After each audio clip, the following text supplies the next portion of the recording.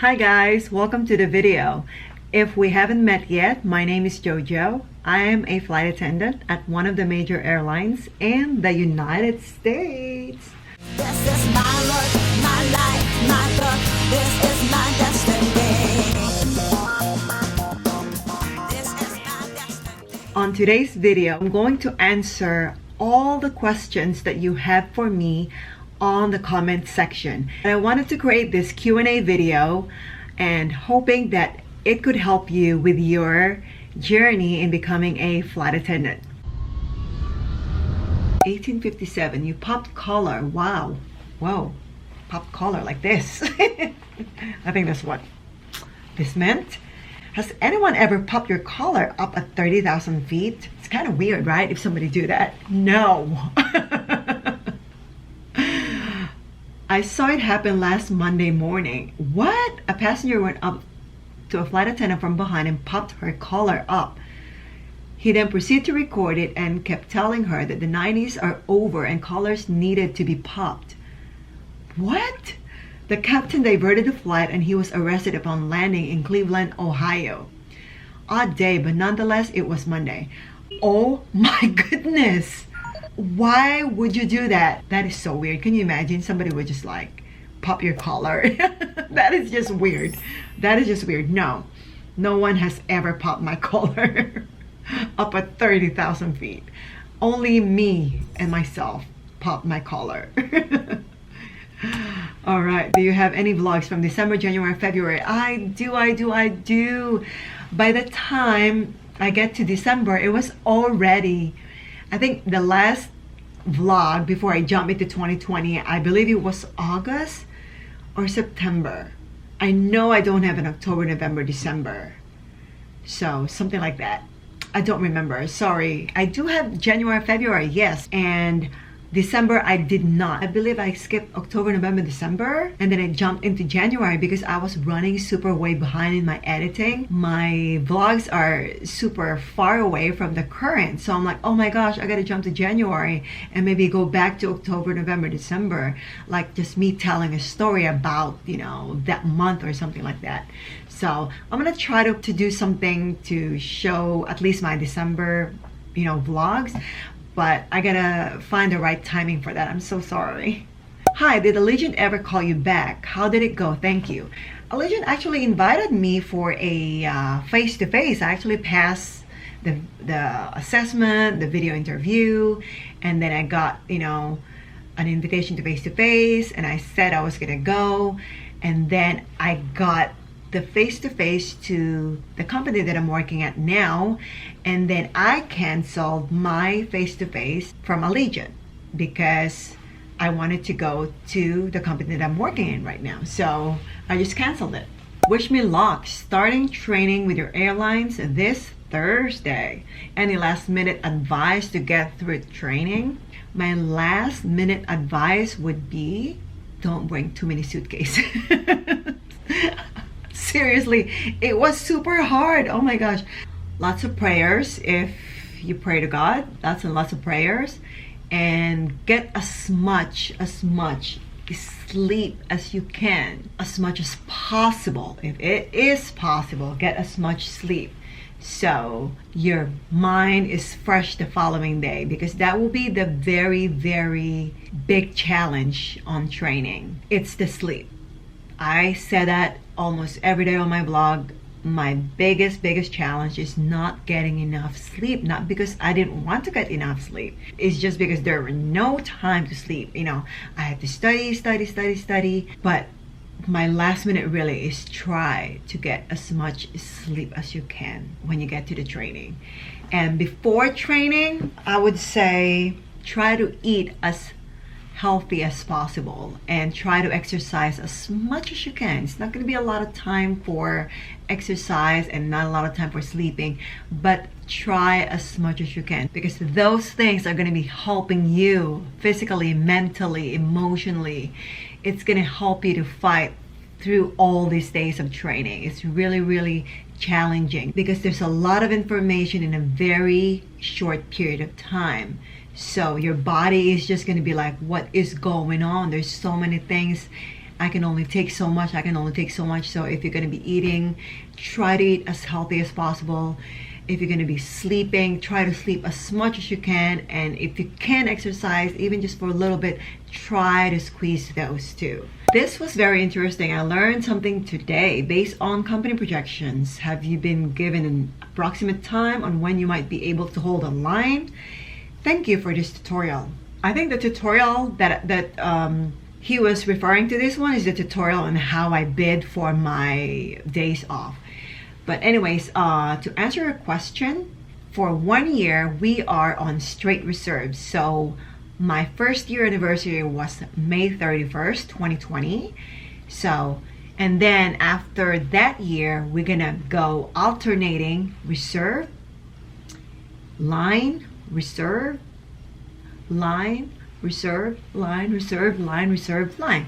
So that means June is gonna be my reserve, which is this month, which is actually, I could have gotten a line this month, but I toggle into reserve because I wanted to be a reserve.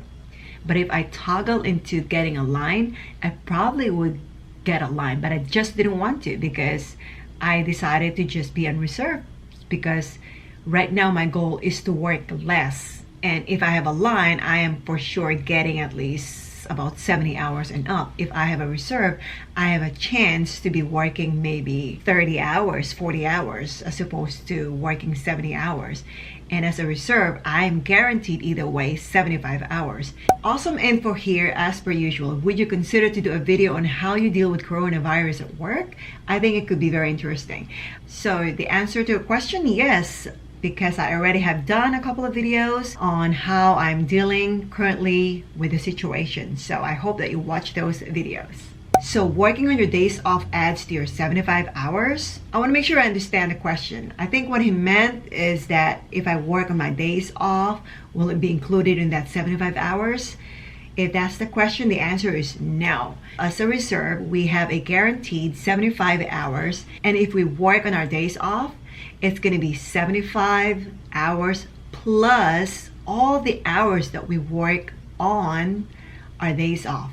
And I have a video about my paycheck, and that explains more about how many hours is included in the reserve hours and how they added the hours that we work on our days off and all that stuff. So hope that you watch that video. I love your channel. I start training on March 26th with the airline you're with. Hope to meet you one day. Me too. By the way, what camera do you use for vlogging, and did you find it difficult to vlog during training? The camera I was using for vlogging when I was at the training was actually my old iPhone. I think that was iPhone 7 Plus.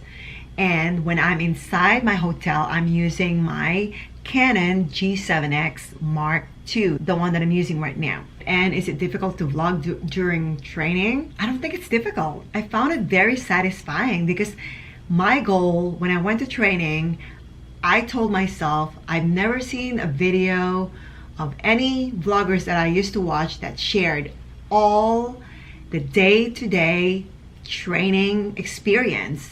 So I told myself, you know, at the end of the day, I'm gonna come home or come to the hotel and kind of explain to you guys on what I did that day. And that's what I did. So I didn't find it difficult because I had that goal in mind that I told myself after this training, I'm gonna be posting all these videos. So all these aspiring flight attendants can see this video and maybe could help them, because I was looking for this type of video before and I really find some that helps me, but I didn't find exactly videos like doing an everyday, like day-to-day videos. Like my vlog from my training was exactly, I believe, 40 days. That was like from day one, from arrival day to graduation day. I didn't skip a day. Even sometimes I forgot to vlog outside, you know, I still have like some sort of a summary at the end of the night. So that's what my goal when I was, you know, vlogging, when I was in the training. So it was not difficult at all. It was very, very satisfying. I'm so glad that I can at least help you a little bit with your journey in becoming a flight attendant. Do you get free lodging and food accommodation when you're in layovers? Nice video. My niece is an aspiring flight attendant.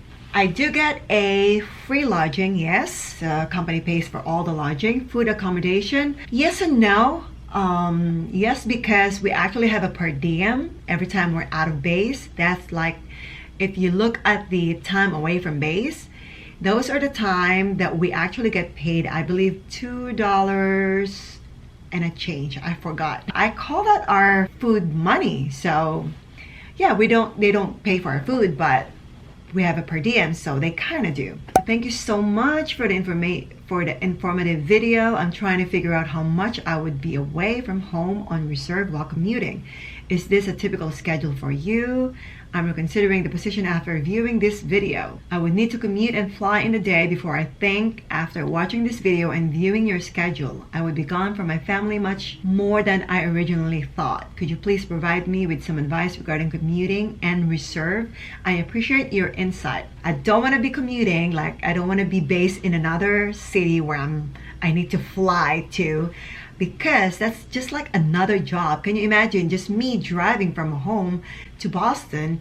It already takes me an hour 15 minutes to an hour 20 minutes. And if I had to fly to another city to go to my base, that would be another waiting, and it's just another job.